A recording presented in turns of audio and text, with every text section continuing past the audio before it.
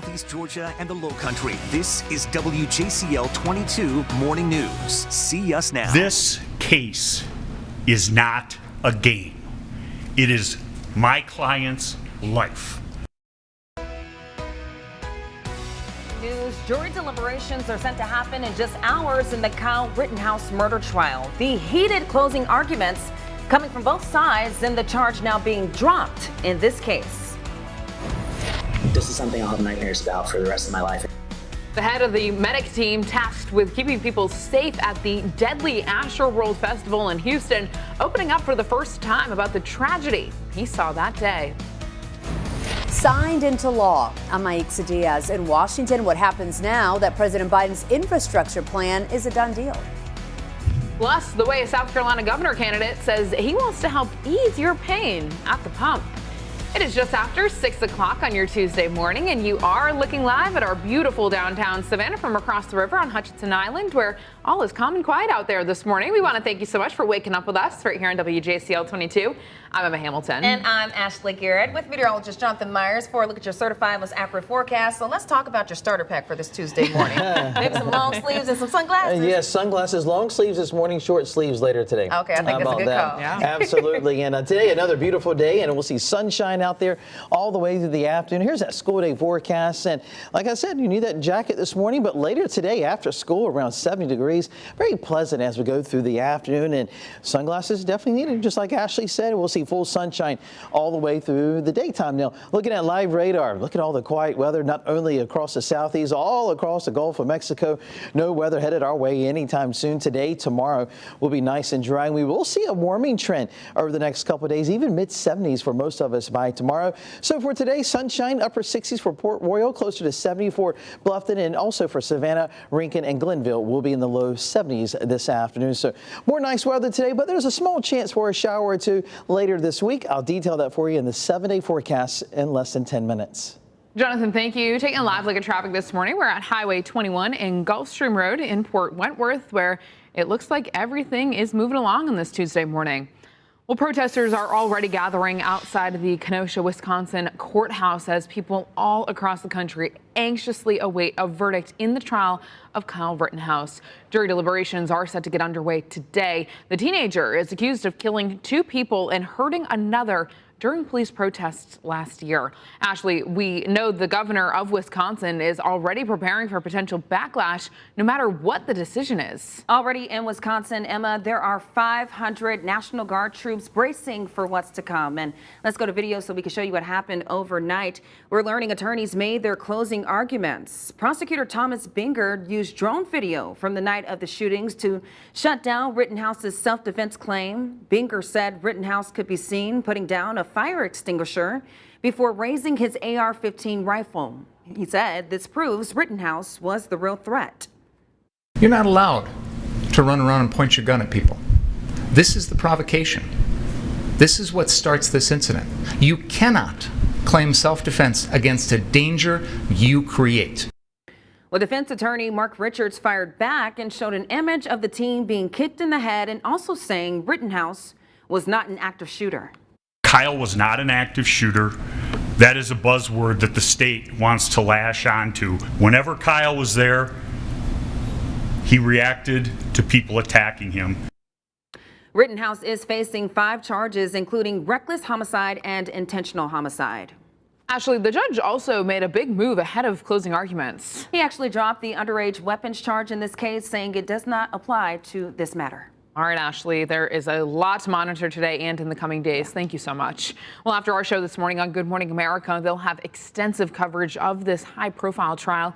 You can see that right after our show this morning, starting at 7 o'clock. Justice for Ahmaud! Justice for Ahmaud!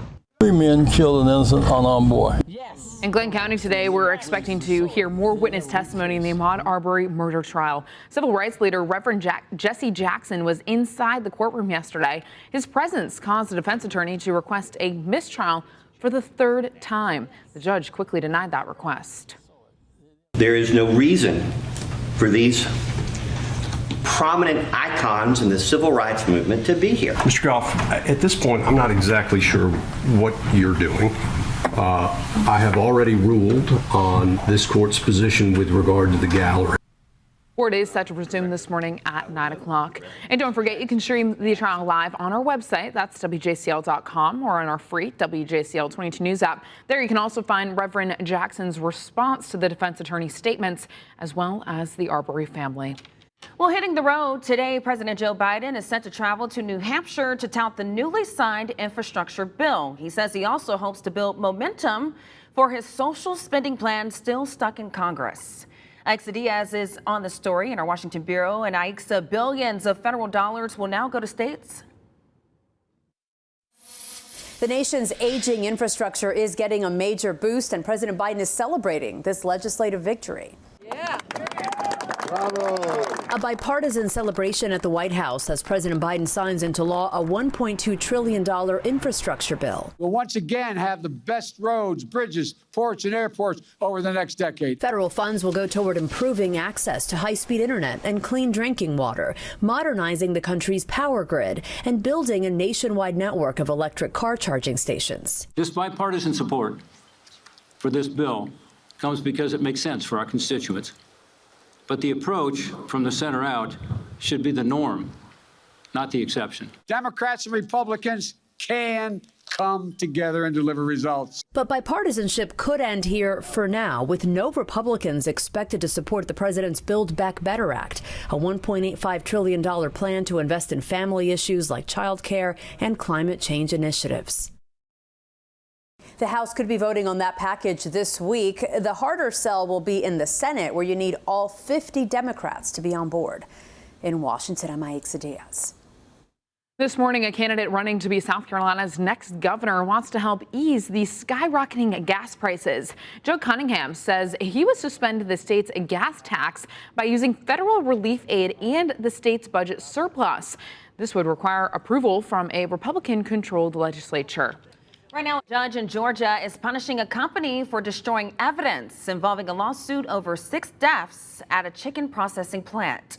A Gwinnett County judge ordered sanctions against Messer, saying the company made the freezer equipment that released a cloud of nitrogen gas in the deadly January 28th incident at Foundation Food Group in Gainesville.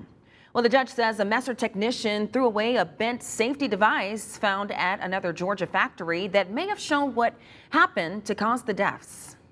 The debate over whether to allow certain books with so-called obscene material has hit Georgia. State Representative Jan Jones says she's working with lawmakers to ensure obscene materials have no place in public schools. Among the targets, Toni Morrison's Beloved and Maya Kababi's Genderqueer include graphic descriptions of sex. This was the same fight that was brought up in South Carolina just last week. Now to the latest in the fallout of the Asher World Festival disaster that left 10 people dead. All new this morning, the CEO of the Medic company hired for the event is speaking out for the first time. This is something I'll have nightmares about for the rest of my life.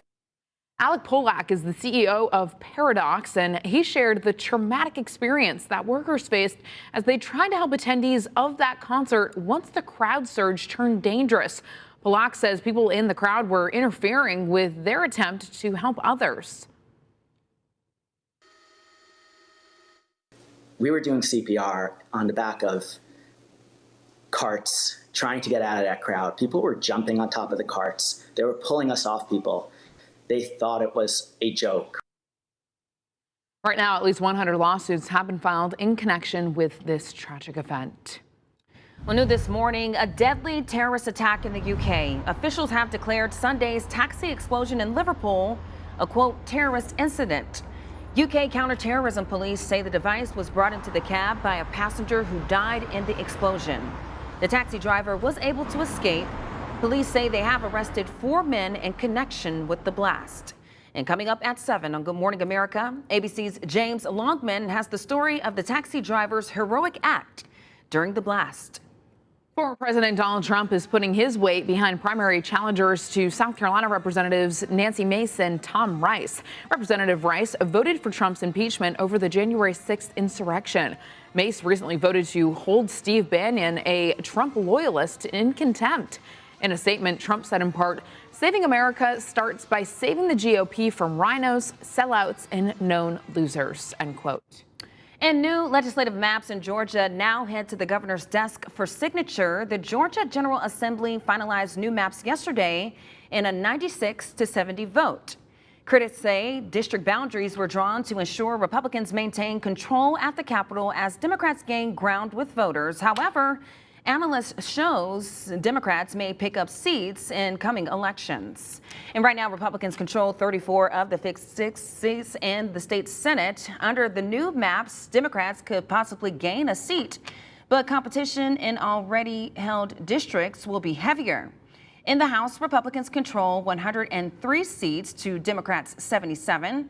And under the new maps, 82 districts will lean toward Democrats. Next, state lawmakers will focus on Georgia's 14 congressional districts. In South Carolina, the House Judiciary Committee is set to meet today to discuss the state House maps. We could see a vote as early as this month. And if the committee passes them, then they'll be sent for a vote in the House.